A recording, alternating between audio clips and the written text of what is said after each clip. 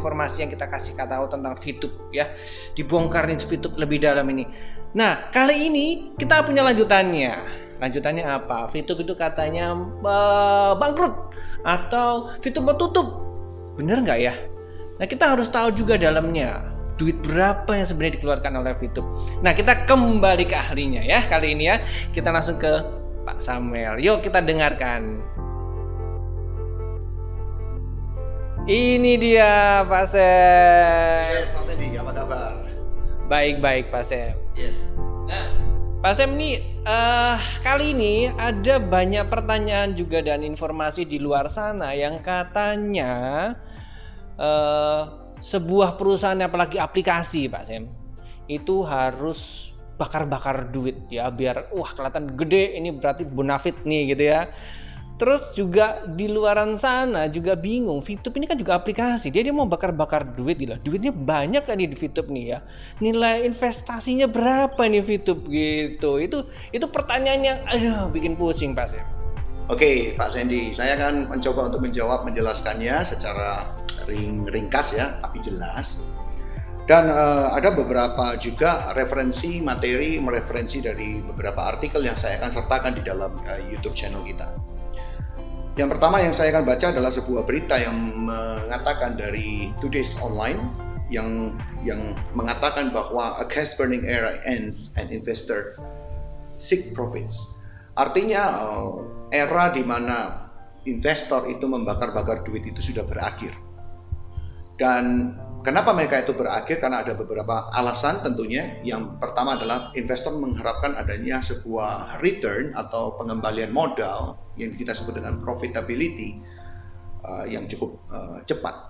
Nah, ada beberapa hal kita tahu, mungkin kalau teman-teman bisa selidiki di YouTube atau di Google, bisa search, ada banyak aplikasi yang gagal. Di tengah jalan mereka akhirnya collapse, termasuk Google. Ya, termasuk Google. Jadi Google ada bikin satu apps juga gagal di tengah jalan. Bayangkan ya, perusahaan yang sebesar itu pun bisa gagal. Nah, saya akan mencoba jelaskan, saya taruh dulu ini. Saya udah siapkan beberapa materi yang sudah ada saya tulis. Hal pertama yang saya pengen ceritakan atau sharing kepada teman-teman semua adalah apa sih burn rate? Kita lanjutkan lagi bahwa orang sering bangga dengan burn rate atau orang bilang bakar-bakar duit. Seperti kita tahu, saya sebut merek, it's okay ya Pak Sandy ya. Grab, Oke, Pak. Uber, banyak aplikasi seperti Gojek, Tokopedia, dan beberapa aplikasi yang lain, mereka juga memiliki kebijakan atau strategi untuk membakar duitnya untuk kelangsungan dan kesuksesan. Ya, saya akan cerita bagaimana kita menghitung burn rate. Yang pertama adalah kita harus tahu starting balance. Starting balance itu adalah duit awal yang diinjekkan oleh angel investor ataukah itu investor lokal maupun investor yang dari luar negeri. Nah, setelah itu kemudian dikurangi dengan ending balance setiap bulannya. Artinya ada kegiatan operasional yang mereka punya yang dikurangkan kemudian menjadi ending balance atau saldo akhir bulan. Ya, ini saldo awal, ini kurangi saldo akhir dibagi bulan. Artinya ini kalau mau bakar-bakar duit nggak bisa sembarangan ya Pak ya. Jadi burn rate ini adalah sisi penentu daripada sebuah perusahaan itu butuh berapa per bulannya gitu loh Pak. Istilahnya uang belanja gitu kan. Oke. Nah, jadi seperti itu. Nah, saya akan coba ceritakan sedikit. Kita balik ke sini. Ini nggak usah dibaca, ini atas Pak Sandy. Kita lihat yang di sini. Biaya, contoh. Kalau misalnya VTube, ini saya ambil VTube ya, saya nggak ngambil application yang lain. Misalnya VTube, dia ingin mengembangkan sebuah development apps, aplikasi untuk seperti VTube. Kira-kira berapa uang yang dibutuhkan? Yang pertama adalah ada 4 tahap. 4 tahap awal ini adalah tahap untuk mendevelop atau membangun application tersebut. By the way, ini adalah sebuah bukan karangan saya ya. Jadi ini saya juga mempelajari, menganalisanya dari sumber-sumber yang terpercaya yang akan saya sertakan di dalam referensi nanti. Yang pertama adalah tentang development atau penemuan dan penelitian ya, research ya, dan finding. Bagaimana sebuah konsep aplikasi itu bisa ditemukan dulu dengan sebuah konsep, ide, dan desainnya seperti apa. Contoh Instagram waktu pertama kali ditemukan, dia konsepnya adalah mengunggah video-video pendek dengan durasi 1 menit ataupun gambar, foto. Kemudian dia bisa link dengan beberapa teman-teman yang lain, bisa like, share, dan segala macam. Kemudian ada TikTok. TikTok beda, dia cuma 15 detik awalnya dengan video-video pendek dan isinya lebih entertaining. Tidak ada gambar, hanya video. So, itu adalah sebuah penemuan dan penelitian. Nah, VTube memiliki penemuan dan penelitian yang menurut saya keren sekali. Karena penemuan dan penelitiannya dia adalah mengembangkan sebuah social media dengan advertising yang sangat murah dan terintegrasi dengan yang namanya peer-to-peer marketplace yang kemarin saya jelasin. Oke? Kemudian dari penemuan penelitian, survei membuktikan bahwa untuk mengembangkan ini pada tahap ini saja, duit yang dibutuhkan sekitar 20-25 ribu US dollar. Gede loh itu Pak Sandy. Wow. Ini baru ngomong desain ya. Yang kemudian tahap berikutnya setelah itu baru didesain. Arsitek ya, didesain. Bagaimana perjalanan dari application tersebut. Misalnya nanti ngomong user interface-nya, di dalam aplikasi itu bisa ngapain, bisa posting, bisa ini, bisa itu. Kayak fiturnya gitu ya Pak? Yes, fitur-fitur didesain di tahap kedua. Tahap kedua ini membutuhkan berapa? Kalau ukuran seperti kayak, saya ambil seperti kayak VTube, ini perkiraan saya, adalah sekitar 25.000 sampai 50.000 US dollar. Hanya untuk desain. Oke? Ini belum jadi loh apps-nya. Terus next adalah development, pengembangan. Pendalaman dan pengembangan butuh sekitar 30.000 US dollar.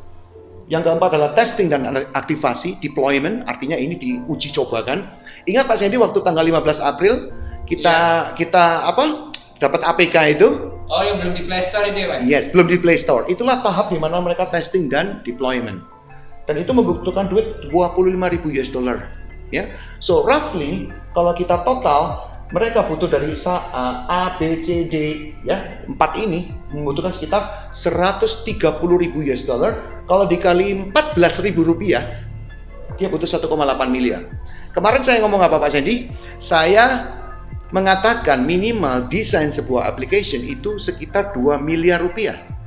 Yes, saya bisa tunjukkan breakdown-nya. Oke. Sekarang kita kembali kepada server. Sebuah application membutuhkan yang namanya data server.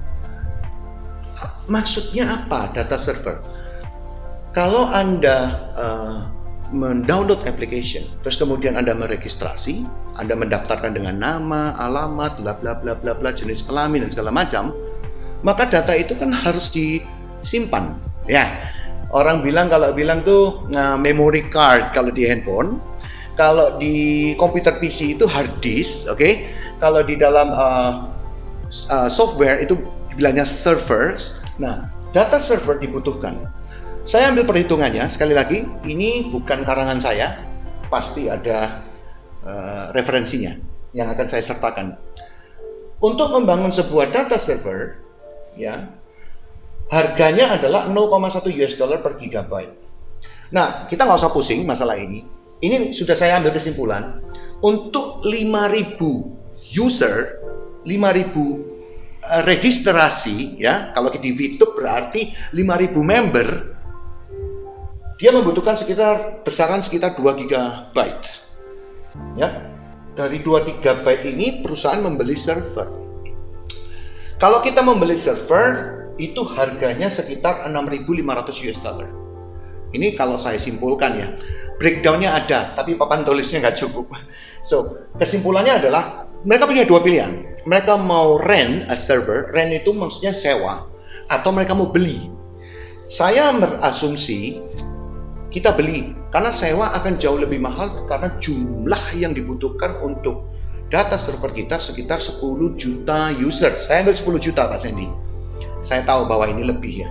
Tetapi dari 10 juta ini saya hitung kalau server itu mereka beli, kita sebut sebagai dedicated server, mereka membutuhkan 6.500 US dollar selama 2 tahun. Kenapa kok 2 tahun?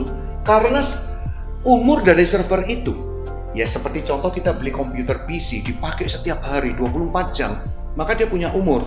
Nah, umurnya tuh 2 tahun Pak Sandy. Ya, depresiasi lah, orang bilang depresiasi. Okay.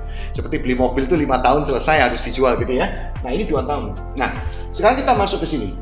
Dari 5.000 orang, kalau saya kalikan dibagikan dengan 10 juta anggota VTube, maka per 5.000 kan 6.500. Berarti kalau 10 juta saya bagi dengan 5.000, hasilnya 2.000 pengalinya ya. Setelah itu saya kali dengan 6.500, betul? Nah, 6.500 kali 2.000 sama dengan 13 juta US dollar. Wow. Untuk 2 tahun. Saya bagi dari 2 tahun berarti 13 juta dibagi 24 bulan dan dibagi 10 juta orang pengguna, maka jatuhnya adalah server itu membutuhkan 7,5 miliar per bulan untuk 10 juta orang. Itu kalau 10 juta ya. Sekarang 17 juta, let's say 15 juta deh kira-kira. Saya ambil 10 juta aja supaya Pak Sandy nggak gemeteran ya. Bingung dengan angkanya ini. So, kalau 7,5 miliar per bulan saya bagi dengan 10 juta pengguna, berapa nilainya? 750 rupiah per account, user account. Hanya untuk server. Dan itu per bulan, teman-teman. Bukan selamanya. Berarti kalau saya jumlah nih ya, 1,8 ditambah servernya 7,5 miliar, berapa? Matematikanya berapa nih? 10 ini? 10 ya, 10,3 ya? Enggak dong, 9,3 miliar, hampir 10 M. Tunggu dulu, ada operasional Pak Sandy. Duit lagi tuh Pak. Yes. IT manager, operational cost, dan overhead. Untuk staff, CS, dan segala macam, kita ambil 100.000 per tahun. 100.000 US. Atau sekitar 1,4 miliar. Legalitas, Pak Sandy. Legalitas bayar. Oh iya, itu yang lagi rame itu ya. Legalitas bayar ya. Oke. Office beli nggak kita Pak Sandy? Pasti sudah ready tuh. Yes, kemarin diumumkan oleh manajemen bahwa kita sudah resmi membeli sebuah office atau kantor. So, bacanya miscellaneous atau kebutuhan-kebutuhan yang lain. Kalau saya total Pak Sandy,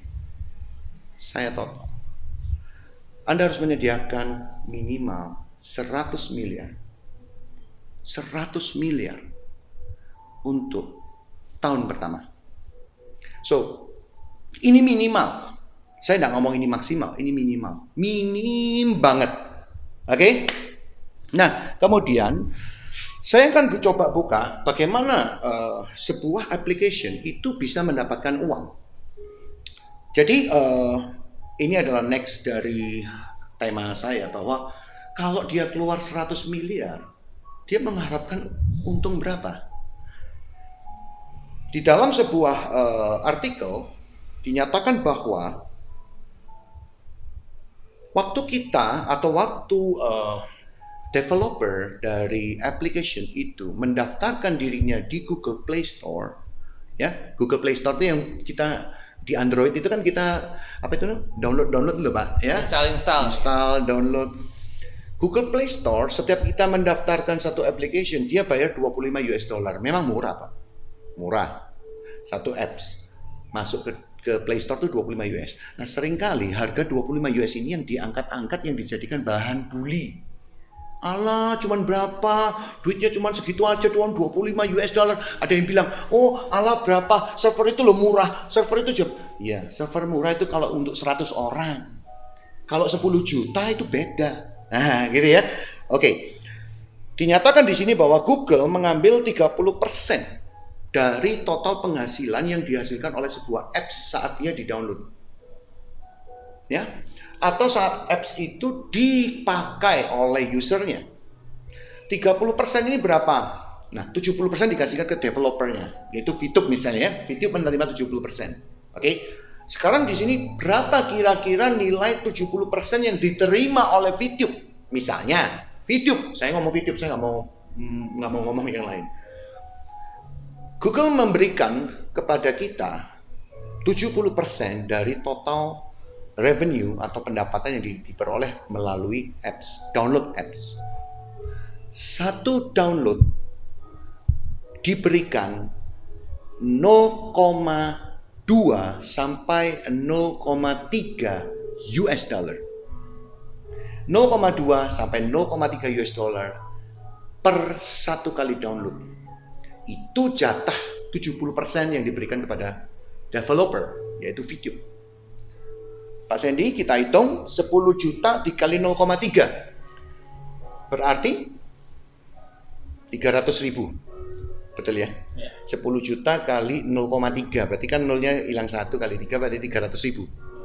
300.000 US dollar. Kalau dibandingkan dengan